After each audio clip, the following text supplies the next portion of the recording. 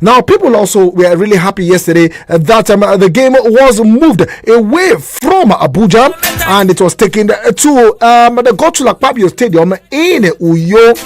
But still, the Super Eagles could not find their rhythm. It was in Abuja that we lost the ticket to the World Cup. But we also started slowly against the Crocodiles. And a lot of people now talking. Okay, we're talking to a sport journalist outside Abuja who has been passionate about the Super Eagles. He has never spoken well about Joseph Presidio, especially since he started coaching the Super Eagles. And I said, Shena, we want cheap labor now. And when they decided to reduce the salary of Joseph Presidio, the guy said, I'm not going anywhere. I will take the pay cut and coach the Super Eagles. But when they were trying to reduce the pay cut of Randy Waldron, the coach of Super Falcons, he said, no, I'm not going to take a pay cut. If you don't pay my salary, forget about it. And now, look at what's happening. Now we define cheap labor now. We don't get cheap labor.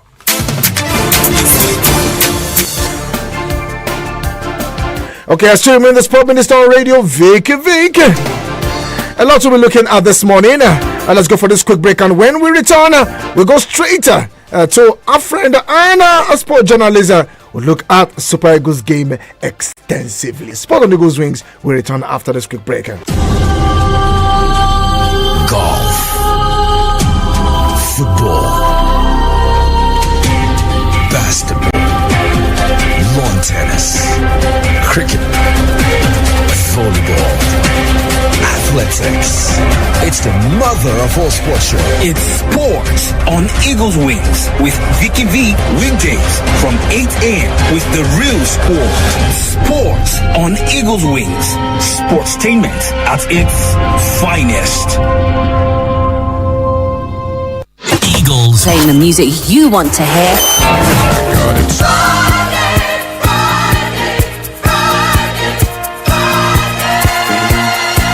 Hello, good morning. Hello, good morning to you, Mr. Raymond Wabudu. Thanks for joining me on the show this morning. Yeah, good to be here. Good morning, listeners. Okay, good morning to you, Raymond. Now, let's look at the Super Eagles game yesterday. The way you sounded, I knew definitely you are not happy with that game yesterday. Before we go into that game yesterday, let's look at the new contract of Joseph Presidio, and at the same time, he decided to take a pay cut to continue coaching the Super Eagles of Nigeria. Let's begin with that, Raymond. Actually, the line is breaking, but I think from what you have just said, I've been able to deduce a little of what you said. I'll just go straight and let me be sure that that's exactly what you said. Okay. I think you're trying to ask about the game of yesterday.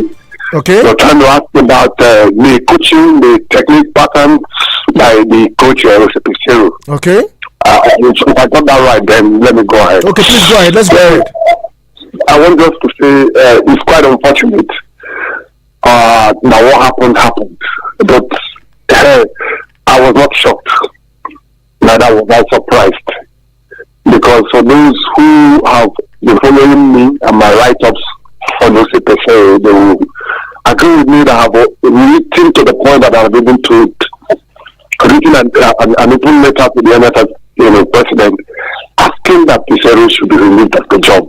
You see, for those who understand football, we know that in modern football, 4-2-4 formation in football will not take you anywhere.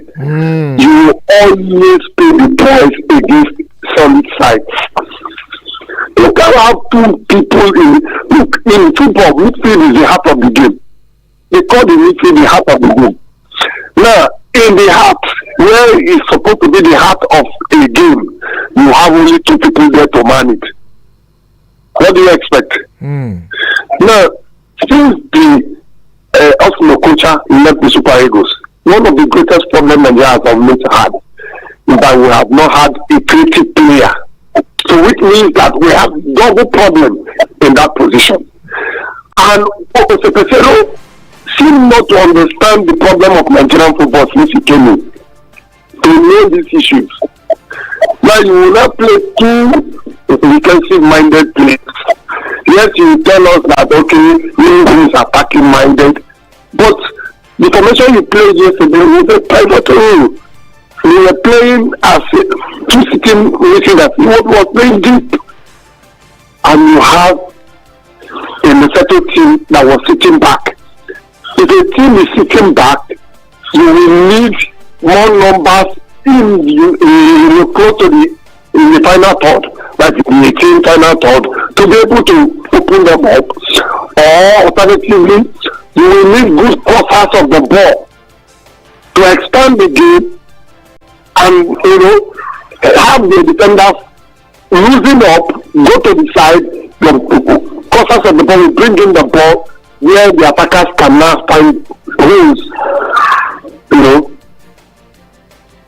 to attack the ball. But this man don't seem to understand. You see, these things work for Nigeria in those days because then, in olden days football, you have good wingers like Lady George, Amunike, who can string in the pull-ups. They know where to locate Rashidi Yekini. They know how to locate him. Just about in modern football, you find out that 5 players handling bigger pull-ups because the white players are known as the strikers in 4-3-3 formation. Where you have these 4 defenders, 3 midfielders, 3 attackers. We don't call them wingers anymore.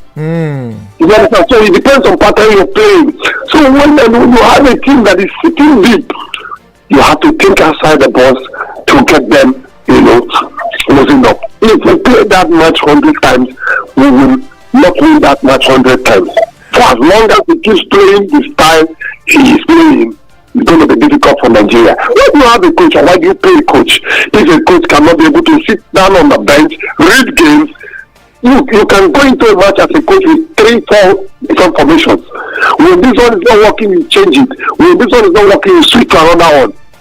I listened and I read a lot of comments yesterday from colleagues on platforms where some people were even saying, why wouldn't the players switch the play by themselves, change their position? Are you kidding me?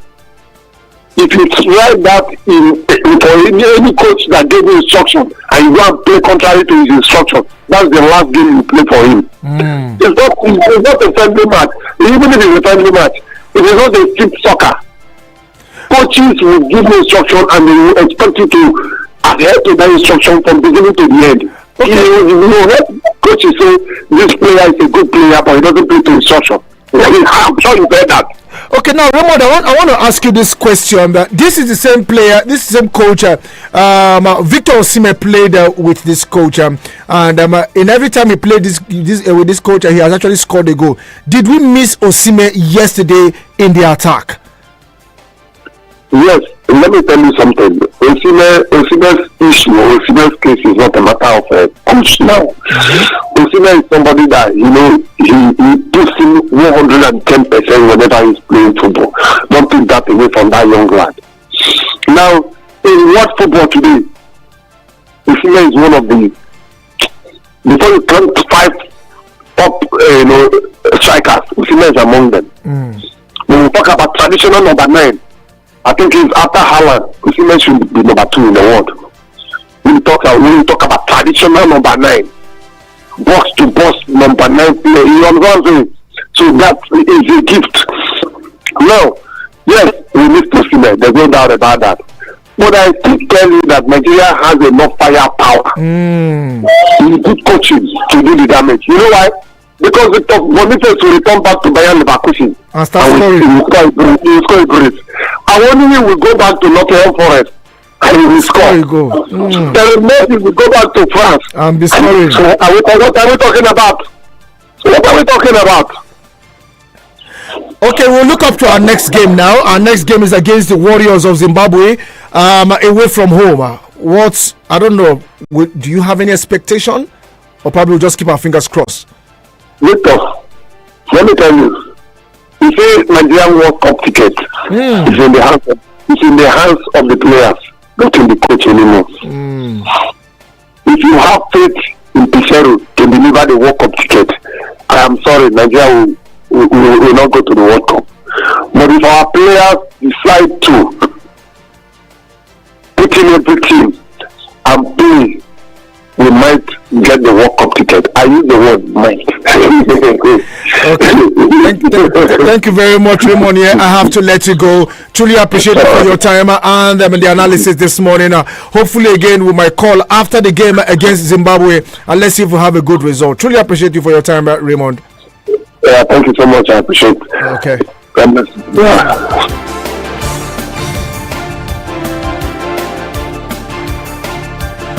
Well, a lot. He mentioned platforms, and yes, fortunately, we are part of that platform, and we really heard a lot about Yusuf Presidio, and he actually made something that really, I picked up.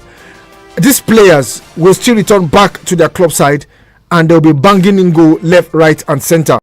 The light of Victor Boniface, the light of Taiwo Awoniyi, Terry Murphy, and others will still go back to their club side and they will be scoring. He also made mention of using a 4-4-2 formation, which seems to be an old formation. Though if you go into the field of play for the first 5, 10, 15 minutes, if it's not working, you change the formation and see how it pans out. But from the look of things, Presidio didn't change his formation. He went all out with that. Like I said, it was the defender who scored the goal, and it was Sibi Ajayi who got the equalizer. He was the savior of the evening. Okay, away from the Super Eagles, let's look at other games that was played yesterday. Now, Botswana lost to Mozambique 3-2 on away from home. Yes, at home rather, they lost to Mozambique 3-2. Burundi defeated the Gambia by 3-2. Algeria 3-1 better than Somalia. Egypt starting their campaign 6-0 against Djibouti. Gabon defeated Kenya 2-1. Nigeria and Lesotho set for a 1-0 draw. Sudan and Togo set for a 1-0 draw. And Cape Verde and Angola settled also for a goalless draw. Well, it is match day live. The qualifications continue today, and we'll look at the players, probably the team in our group. Funny enough, they will not be in action today. Talking about South Africa will not be in action today, but a lot of games will also go down today. Comoros will take on Central African Republic. Eswatini will take on Libya. Guinea versus Uganda. Ghana will take on Madagascar. Liberia up against Malawi. Zambia versus Congo. Burkina Faso against Guinea-Bissau. Cameroon will take on Mauritius. Ivory Coast against Seychelles. Mali will take on Chad. Tunisia against Sao Tome and Principe. Okay, let's look at the under-17 FIFA World Cup going down in Brazil. Mouth-watering fixtures yesterday, if you ask me. And for our African brothers, yes, they're doing us proud. Mali 5-1 better than Canada. Yes, they spanked Canada by 5-1. Spain and Uzbekistan had to settle for a 2-2 draw. Morocco 3-1 beating Indonesia by 3-1. And we saw the game between Ecuador and Panama ending in a 1-0 draw.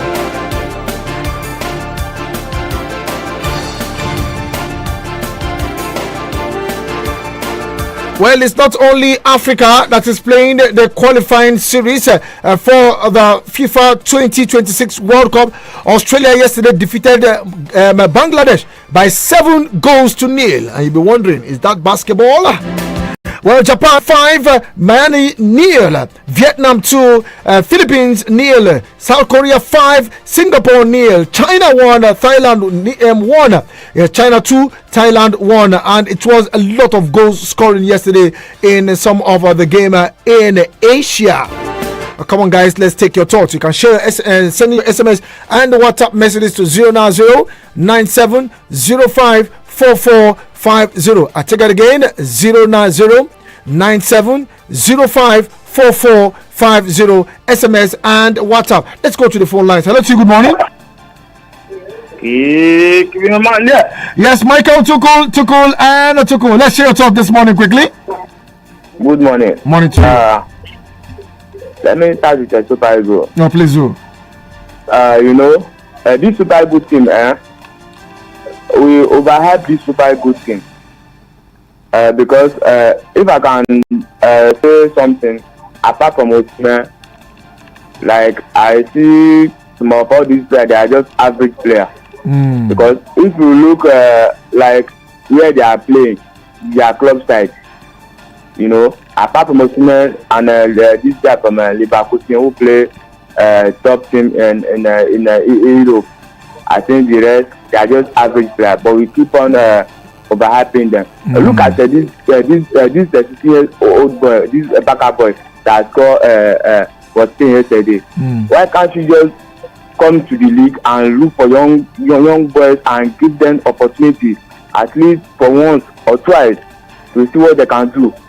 But we keep on going out, bring all those guys who has already made their money just to come and play whatever they want to play.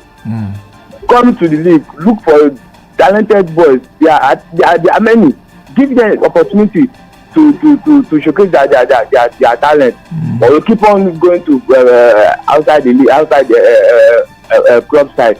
This one go to Arsenal, we call him. This one go to Porto, we call him. You see how the other countries do their own sports. Okay. At least we should come back to the drawing board, because I think this time around Peter is going to get it wrong. Imagine Lesotho. Look at what Egypt did to Djibouti. Djibouti. Yes, Lesotho and Djibouti, they are in the same category. But yes, Egypt told them, we are not your mates. Come and collect. Okay. You understand? Thank you very much. All those kind of this, you give them what they want. Thank you, Vicky. Thank you very much. I truly appreciate your call. If you ask me, the ranking of Lesotho is ranked 153. Yes, 153. Hello to you. Good morning. Hello, good morning, Vicky. Morning to you, Solomon. How are you doing? Vicky. Michael, come down. Calm down, make relax. Nothing will happen. Nothing will happen. And I think the top. Vicky, see, pay me. See, Vicky, if you look at our league, see, people like Senior Olukutan, those are players we need to use for our major team. People like what I did is work for Benin Insurance, that midfielder. And there's a midfielder. They need to call for. Yeah, no wahala, God. Okay, no wahala, God. Thank you very much, Solomon. Hello to you. Good morning. Good morning, Vicky. Good morning to you, Honorable John. Please, can you turn down the audio level on your radio? Are you okay now? I'm okay. Have we started using the calculator already? You are the one to hold the calculator for us. See, if I am to hold this calculator, it will not be useful for any of our listeners. You are our mouthpiece. Okay. So you hold the calculator. Okay, thank you very much. Vicky. Yes. Where is the Lesotho map in the African football? Please, I have to check where that map is, please. I think it's in Southern Africa. It's in Southern Africa. No, not in their country. Where is their map in African football? Oh, okay. Yes. If it is in the world, it's 150 something. I have to check out for Africa. Thank you very much. You see, it will happen again. Let me use that word. 1-1 with Ghana, and we are out. 1-1 now. I don't know. Now, this Pesiro, I know. Sometimes I told you some time ago that this Pesiro need to be sacked, and the people say, no, why are you talking like that? Why have we not having first 11 since he started coaching this country? Every day you invited new legs, fresh leg, and everything 2 days to the match and all that. At least you need to have first 11. Then you begin to bring in some other people when some others are not available. For God's sake, what is he doing? The way to go to the World Cup. Now, so we go the day. It's not everything about this country. You have gone to the football. It's tiring everybody. Nothing you will turn to and it will give you joy. What of a thing is that? What kind of